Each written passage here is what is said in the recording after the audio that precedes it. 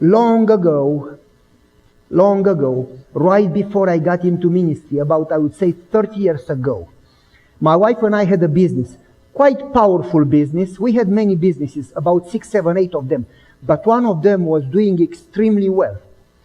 And we had a little factory to make clothing. And we sold that clothing in Romania, in Germany, in Belgium, and so on and so forth. And we had quite a good profit, about 40, 50,000 a day, every day. And we also had a big garden. When I say big garden, I love gardening.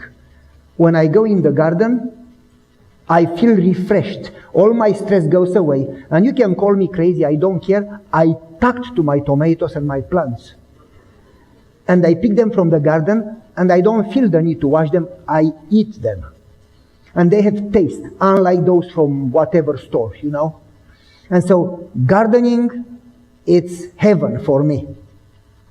And so we had a big garden, and in that big, gigantic, many acres garden, we had about, I would say, 1 acre or more strawberries. Imagine.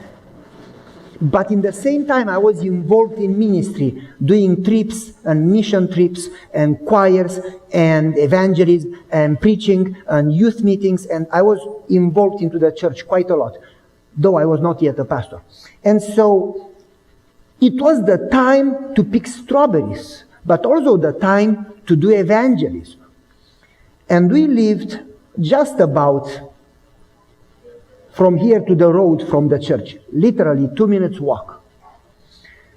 We went in the morning in the garden and picked many buckets of strawberries, so many that you could, like, it was filling the kitchen and the hallway, and we gave to the neighbors and we gave to the church people, and we still had too much. And I always learned that God doesn't give it to you so you enjoy it alone. God gives it to you that you may be a blessing for others. And the more you bless others, the more God will bless you, so you have where to bless from. And we never kept anything. I would not enjoy it if I keep it for myself. Our garden is small and loaded. You have no imagination when I say loaded. 40, 45, 50 tomatoes per plant. Many of them around 2.5 to 3 pounds each tomato. I know it sounds crazy, but I can show you pictures, and I have witnesses. Amazing garden, extremely blessed. People see it and they say, you are blessed. And I believe that. And so we call people and say, help yourself. We share, and we love sharing. And so we picked strawberries, and we took them home, and we took a shower, and we looked at the clock. Another 1 hour, an evangelism starts. And we said, we don't have time to wash our little pigs, the 2 kids, because they were not picking but eating, and they were dirty of strawberries from head to toes. And we didn't mind that, kids should have fun. And so my wife and I looked at each other and we said, until we give them a shower and change them, we will be late. So we went to the neighbor and said, can you please keep an eye on them? We will be back right away. And the neighbor said, sure I will, even come there and spend time with them. Guess what? She didn't. In communism, the government used to take electricity and water every day, sometimes 4 hours, sometimes 5 hours a day. They would turn it off to save the economy.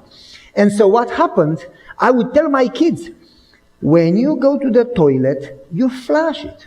If it's not clean, you take the toilet brush and clean it.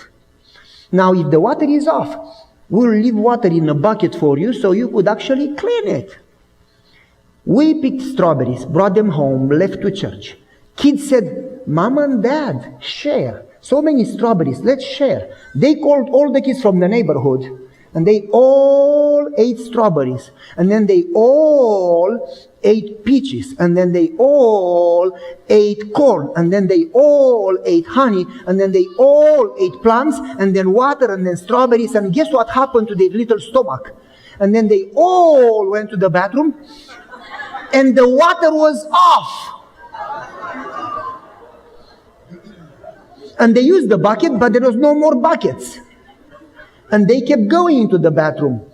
The week before, we painted the whole house because my wife likes every once in a while to move furniture. I don't know why, don't ask me why.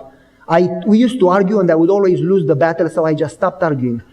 And so I don't see that if it's good this way and you are happy now, why 6 months later is no longer good. But if you want to be happy, don't argue. Just do it, because if not, you'll be miserable a week and then you still do it. So it's better to do it and you are not miserable. So my wife wanted to paint the house. I said, okay, let's paint the house.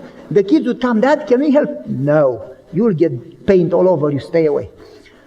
After the other kids left, after they ate strawberries, my little 2.5-year-old son, Ovi, looks in the toilet and he says, this is a better color than the paint Mom used. Toilet brush, toilet walls. The other son, Gabriel, says, too dark brown. The strawberries are a better color.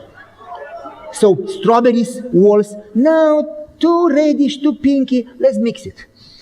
Toilet, strawberries, wall. Toilet, strawberries, wall. And they painted the hallway, the living room and the kitchen until the toilet was empty. Both of them. We came home from church. We could not enter the house because of the smell. We had to take down all the mud from the wall to the brick and for about a week live in a different place until a team of workers put new mud on the walls and so on and so forth. My wife got so frustrated, she started to cry.